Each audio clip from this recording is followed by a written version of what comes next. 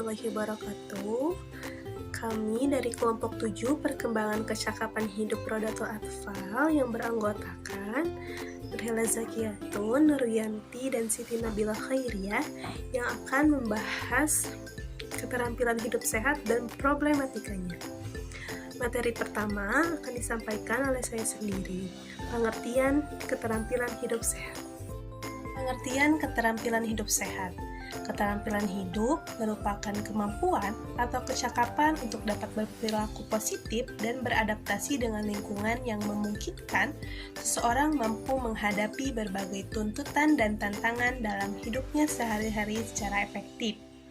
Sedangkan pengertian sehat adalah keadaan sejahtera jasmani, jiwa, dan sosial yang sempurna, dan bukan hanya keadaan tanpa penyakit. Maka, keterampilan hidup sehat adalah tindakan kemampuan atau kecakapan yang dimiliki oleh seseorang, baik langsung maupun tidak langsung, untuk mempertahankan dan meningkatkan kesehatannya serta mencegah risiko penyakit. Menurut Departemen Pendidikan Nasional tahun 2002, keterampilan hidup ini meliputi keterampilan personal, keterampilan sosial, keterampilan akademis, dan keterampilan vokasional atau teknis. Bismillahirrahmanirrahim. Saya Nuryanti dengan NIM 11921000053. Saya di sini akan membahas materi mengenai problematika keterampilan hidup sehat. Yang pertama, problematikanya adalah penyalahgunaan narkoba. Yang kedua, adanya penggunaan rokok yang berlebih. Dan yang ketiga, adanya kekerasan fisik dan mental.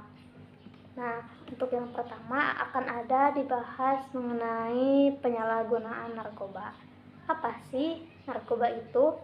Menurut Undang-Undang Narkotika Pasal 1 Ayat 1, narkoba adalah zat buatan ataupun yang berasal dari tanaman yang memberikan efek halusinasi, di mana pemanfaatan narkoba ini atau zat ini adalah untuk penghilang nyeri serta memberikan ketenangan.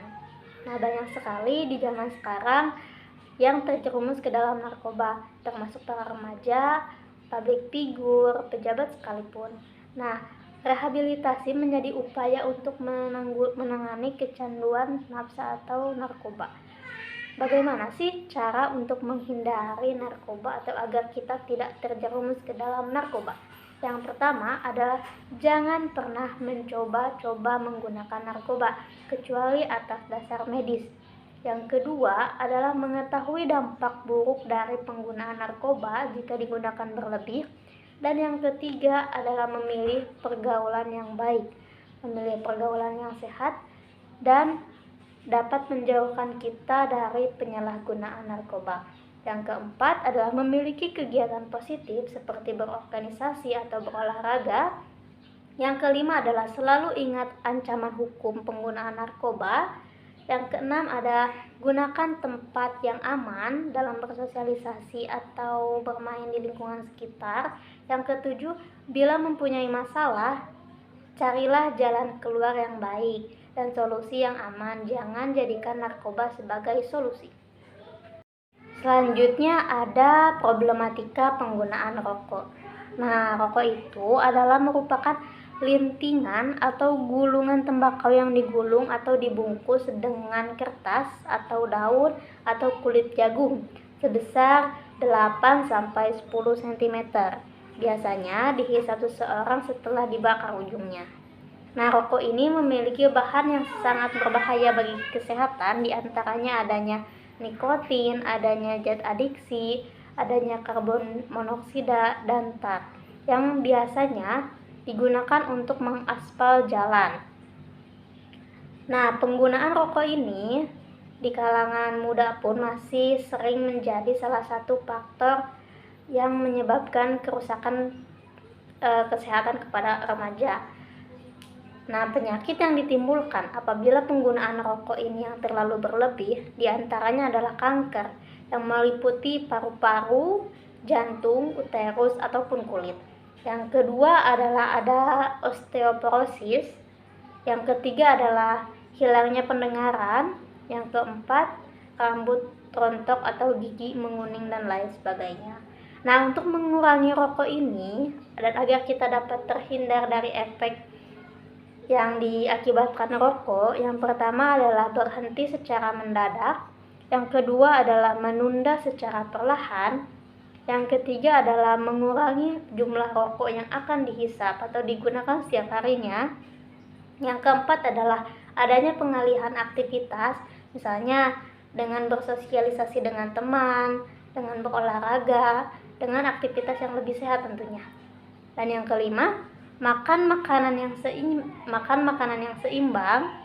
Jangan lupa 4 sehat 5 sempurna. Dan yang keenam adalah selalu berdoa. Selanjutnya, kekerasan fisik dan mental. Kekerasan fisik adalah perbuatan yang mengakibatkan rasa sakit, jatuh sakit, atau luka berat.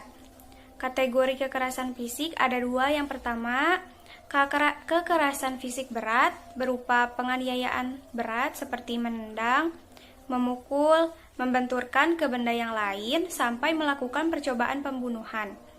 Yang kedua, ada kekerasan fisik ringan seperti menampar, menarik rambut, mendorong, dan yang lainnya yang mengakibatkan cedera ringan, rasa sakit, dan luka fisik. Dampak kekerasan fisik kepada anak yang mendapatkan perlakuan kejam dari orang tuanya akan menjadi sangat agresif dan setelah menjadi orang tua akan berlaku kejam kepada anaknya. Kekerasan mental atau psikis adalah kekerasan yang mengarah pada serangan terhadap mental atau psikis seseorang yang berbentuk ucapan yang menyakitkan, berkata dengan nada yang tinggi, penghinaan, dan ancaman.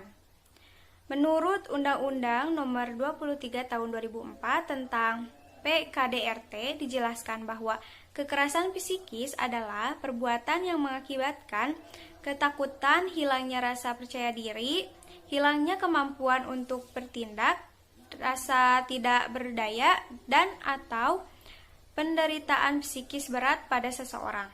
Pasal 7.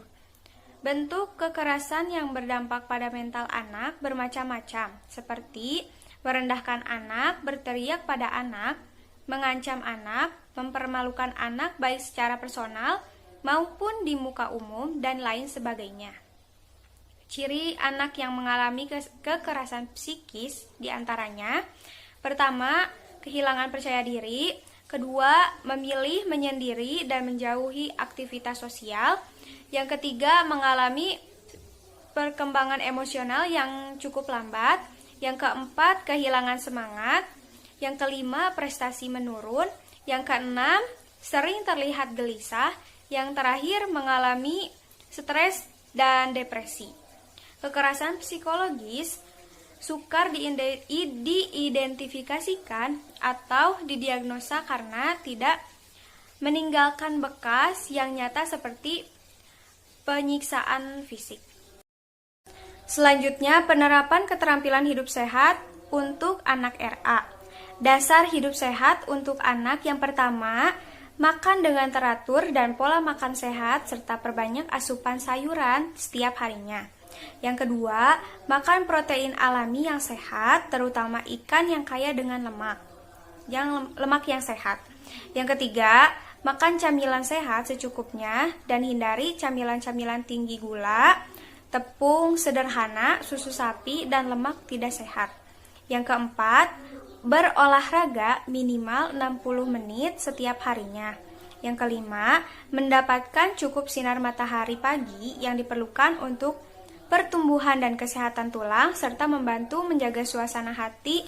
Keenam, tidur teratur dan cukup. Ketujuh, menjaga kebersihan diri sendiri sesuai perkembangannya, merasa nyaman dengan dirinya sendiri, serta meningkatkan rasa percaya diri pada anak, yaitu dengan menerapkan diantaranya mandi dengan bersih dan teratur untuk menghindari bau badan, mengenakan pakaian yang bersih, terutama pakaian dalam. Yang ketiga, mengenakan kaos kaki dan sepatu yang bersih. Dapat bersama-sama mencuci sepatu sekolah anak dan dibersihkan secara rutin.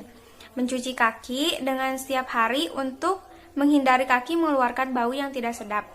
mencuci tangan sebelum makan, menggunting kuku tangan dan kaki secara teratur, mencuci rambut secara benar dan teratur, terakhir sikat gigi secara teratur, yaitu setelah makan, pagi, dan sebelum tidur. Mungkin cukup sekian yang dapat kelompok kami sampaikan. Kurang dan lebihnya mohon dimaafkan. Semoga bermanfaat. Wassalamualaikum warahmatullahi wabarakatuh.